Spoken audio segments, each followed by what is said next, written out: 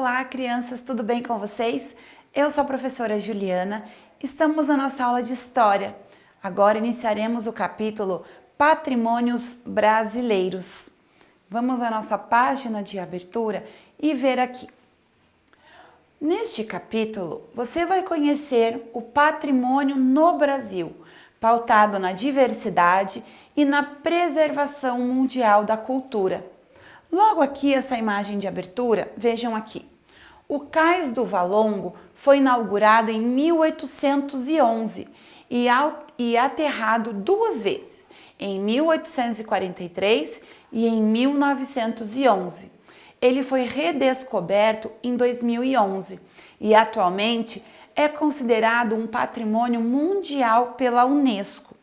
Embora, pessoal, muitos locais sejam de patrimônio nacional, eles estão um pouco destruídos. Por quê? Antes não tinha tanto cuidado com a preservação, as pessoas não tinham tanta a consciência quanto à necessidade e a importância de preservar esses locais. Eles não eram valorizados em épocas da nossa história e com isso restaram apenas o quê? Ruínas, um pequeno pedaço. E aí este pequeno pedaço e essas ruínas foram preservadas e mantidas, porque ali está comprovando, está mostrando algo sobre a nossa história. Por exemplo, este local aqui, o Cais do Valongo, olha lá. Seção Conversa Vai. O Cais do Valongo foi um dos maiores portos de entradas de pessoas escravizadas no Brasil. Por que esse local é considerado, apesar de restarem conservado, apesar de restarem apenas ruínas? Então veja o valor histórico que tem esse local. Quantas centenas e milhares de pessoas chegaram vindas da África para serem escravizadas no país? Veja que nós estamos falando do maior porto de entrada dessas pessoas. E restou apenas o quê? Ruínas, pedaços desta região, certo? Olha a seção Conversa Vem. Muitos locais são considerados patrimônio por sua beleza, mas pela beleza história que contam. Então vejam, às vezes a história que aquele local conta, que aquele local tem, é muito mais bonita do que o local em si, da beleza do local, certo? Vou aumentar aqui para a gente ver junto.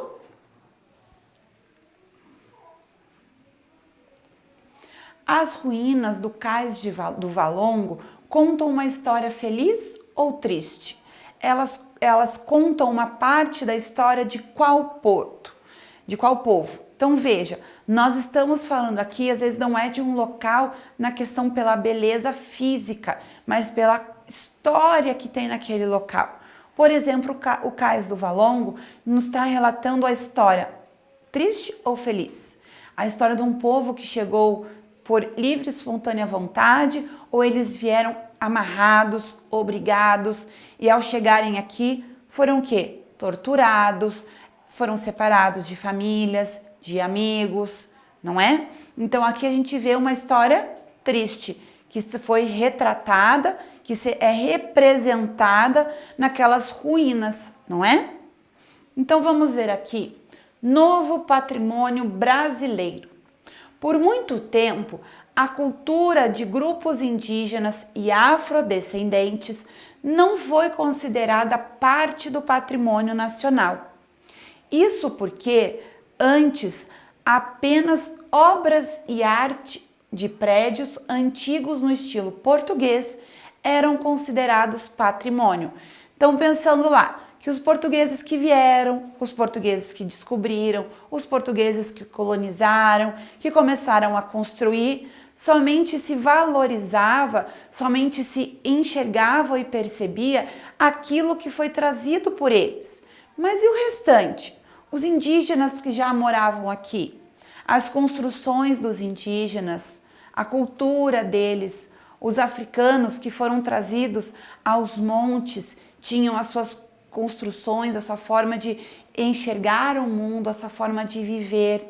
Isso também não foi levado em consideração, mas passando os anos foi se percebendo a influência muito grande desses dois povos que eram considerados como nada na época, né? Eles não eram considerados como pessoas importantes e dignas, por isso eles eram escravizados, ok? Então vamos aqui. Patrimônios culturais afro-brasileiros. A partir dos anos 1970, então percebam aqui quantos anos se passaram. Vários lugares foram considerados locais de memória e patrimônio, mesmo sem ter grandes construções. Atualmente, o significado histórico e cultural de um local é mais importante que a construção em si, como é o caso das ruínas do Cais do Valongo. Então veja que às vezes não necessariamente existe uma construção, um prédio, algo ali mostrando fisicamente, mas aquele local, aquele ambiente tem uma representação histórica, porque foi naquele local que algo aconteceu, como o Cais do Valongo, certo? Essa mudança no conceito de patrimônio ocorreu com a atuação da ONU e foi o fortalecimento do movimento negro Desde então, aumentou o interesse em pesquisar e conhecer as culturas e as histórias indígena e afro-brasileira. As ruínas do Cais do Valongo representam parte da história da escravidão. Já o Quilombo dos Palmares representa parte da história da resistência à escravidão.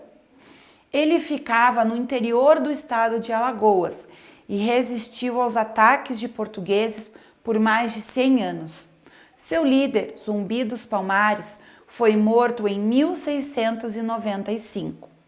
Zumbi foi reconhecido como herói nacional em 1997. A Serra da Barriga, onde se situava Palmares, foi transformada em patrimônio nacional no ano de 1986. Apesar, olha aqui a imagem, pessoal, do parque, estão vendo aqui? Vista do Parque Memorial Quilombo dos Palmares. Palmares não abrigava apenas escravizados, fugidos e descendentes, mas também indígenas e pessoas brancas pobres. Apesar deles terem chegado ao local, hoje em dia não se existe mais ruínas, mas aquele local onde tinha sido a construção é considerado um local histórico e hoje faz parte de um parque nacional. Olha lá. Não foram encontradas ruínas de Palmares, mas sobre o local onde o Quilombo ficava, foi criado o Parque Memorial Quilombo dos Palmares, que pode ser visitado por turistas. Então é um local onde a gente não vê a presença de construção, mas ali aquela região tem uma representação. E ali tem um parque com imagens, fotos, representações referente àquela comunidade, ao povo que lá vivia, certo? Então, olha aqui para saber mais.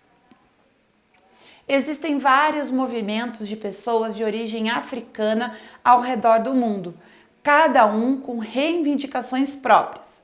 De uma forma geral, chamamos de movimento negro a luta pelos direitos da população afrodescendente. Pode-se dizer que o movimento negro no Brasil ganhou destaque a partir de 9 de julho de 1888. Nesta data, o escritor José do Patrocínio criou a Guarda Negra. Era um grupo formado por libertos para proteger a liberdade dos afro-brasileiros logo após a assinatura da Lei Áurea. Então vejam aqui a imagem sobre quem foi José do Patrocínio. Tá? Ele viveu de 1853 a 1905. Ele foi jornalista, escritor e ativista do movimento negro.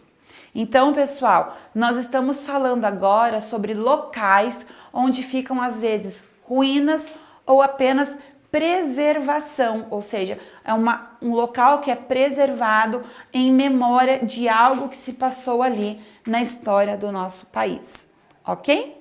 Nos vemos em breve em mais aulas. Cuidem-se. Tchau, tchau!